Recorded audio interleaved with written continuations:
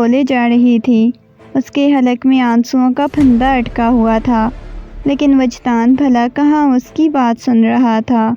وہ کہنے لگا، دیکھو زندگی میں آگے بڑھنا ہوگا، مجھے بھول جانا، میرے خیال سے میں تمہیں طلاق دے دیتا ہوں۔ وہ عجیب انداز میں بولے جا رہا تھا، روتے ہوئے کہنے لگی، نہیں وجدان، اگر آپ نے مجھے طلاق دی تو مجھ سے برا کوئی نہیں ہوگا۔ وہ سسکتے ہوئے بولے جا رہی تھی۔ وہ کہنے لگی، میں اپنی جان لے لوں گی۔ سبھی جانتے تھے وہ کس قدر ضدی ہے، اور وجدان کو بھی اس بات کا اندازہ تھا کہ وہ اسے طلاق دے گا، وہ ضرور اپنے ساتھ کچھ کر لے گی۔ وجدان نے اسے کندھوں سے پکڑ کر اٹھایا اور مسلسل اس کے چہرے کو اپنے ہاتھوں کے پیالے میں بھرے اس کے چہرے کی طرف دیکھے جا رہا تھا، جیسے اسے آخری بار دیکھ رہا ہو۔ ابھی بھی اس کے حلق میں آنسوؤں کا پھندا اٹکا ہوا تھا۔ اس نے آنکھیں بند کی تو نہ جانے کتنے آنسو اس کی گالوں پر آ چکے تھے۔ کنیز روتے ہوئے اس کے آنسو صاف کرنے لگی، کہنے لگی، وجدان، آپ کیوں پریشان ہو رہے ہیں؟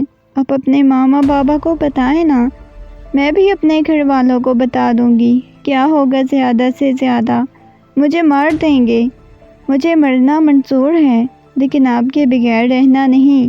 وہ روتے ہوئے بولے جا رہی تھی۔ وہ کہنے لگا، دیکھو، ہمیں ہار مان لینی چاہیے، ہمیں الگ ہو جانا چاہیے۔ تم اس بات کو سمجھنے کی کوشش کرو۔ وہ محبت سے اسے سمجھانے کی کوشش کر رہا تھا۔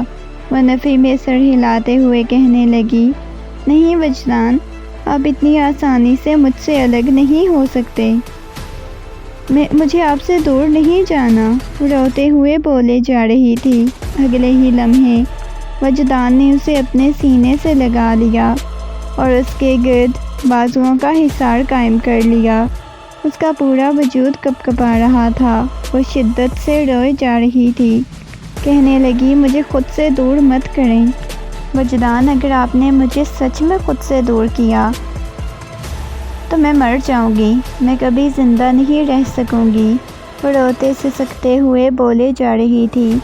وجدان نے اپنے لب اس کی پیشانی پر رکھ دیے، کہنے لگا، میں نے بولا ہے نا، ہمیں الگ ہونا پڑے گا۔ یہ کہہ کر وہ مسلسل اس کے چہرے کی طرف دیکھے جا رہا تھا۔ اس کی نگاہیں کنیز کے چہرے کا طواف کر رہی تھی۔ اس کے دل میں عجیب سی ہلچل مچی ہوئی تھی۔ وہ کہنے لگا، کنیز، کیا ہم الگ ہونے سے پہلے ایک دوسرے کو محسوس کر لیں؟ یہ کہہ کر وہ اس کی پیشانی سے پیشانی ٹکائے بہت شدت سے رونے لگ گیا۔ روتے ہوئے کہنے لگی، نہیں وجدان، میں نے آپ کو بولا ہے نا، مجھے آپ سے الگ نہیں ہونا۔ وہ روتے ہوئے بولے جا رہی تھی، لیکن وجدان سے اسے 2 قدم پیچھے ہو چکا تھا۔ وہ اس کے قریب ہو گئی، کہنے لگی، کیوں آپ مجھ سے دور جانے کی بات کرتے ہیں؟ آپ کو پتہ ہے میں مر جاؤں گی۔ وہ اس کے سینے سے لگی شدت سے ہچکیوں اور سسکیوں کے ساتھ روئے جا رہی تھی۔ اس کی سسکیاں کلاس روم میں گونجے جا رہی تھی۔ اس کی آنکھیں رو رو کر لال ہو چکی تھی۔ وجدان کہنے لگا، اچھا ٹھیک ہے نا میری جان، میں تمہیں نہیں چھوڑوں گا، میں سب کو بتا دوں گا، سب ٹھیک ہو جائے گا، رونا تو بند کرو۔ وہ اس کی پشت کو سہلاتا ہوا بولے جا رہا تھا۔ وہ کہنے لگی، مجھے معلوم ہے آپ مجھے چھوڑ دو گے، اور آپ یاد رکھنا، اگر آپ نے مجھے چھوڑ دیا تو میں مر جاؤں گی۔ وہ سسکتے ہوئے بولے جا رہی تھی۔ وہ کہنے لگا، دیکھو، ایسی باتیں مت کرو، کوئی کسی کے بغیر نہیں مرتا، میں نے بولا ہے نا کہ میں گھر والوں سے بات کروں گا۔ یہ کہہ کر وہ اسے الگ ہو چکا تھا۔ وجدان نہیں جانتا تھا اب اس نے دوسروں کی خوشیوں کے لیے کب اپنی خوشیاں قربان کرنا سیکھ لی تھی، ورنہ تو وجدان وہ شخص تھا جو اپنی چیز کسی کو دیکھنے بھی نہیں دیتا تھا، اور یہاں وہ اپنی پوری محبوب بیوی کسی اور کو دینے کے لیے تیار ہو چکا تھا۔ یہ چیز اسے اندر ہی اندر کھائے جا رہی تھی۔ وہ اسے الگ ہوتا ہوا کلاس روم سے باہر جانے لگا۔ وہ جیسے جیسے کنیز سے دور جا رہا تھا، کنیز کو یوں محسوس ہو رہا تھا جیسے کسی نے اس کے وجود سے جان کھینچ لی ہو۔ وہ جلدی سے بھاگتی ہوئی اس کے پاس گئی اور پیچھے سے جا کر اسے ہگ کر لیا۔ روتے ہوئے کہنے لگی، وجدان، آپ مجھ سے دور چلے جائیں گے تو سچ میں مر جاؤں گی۔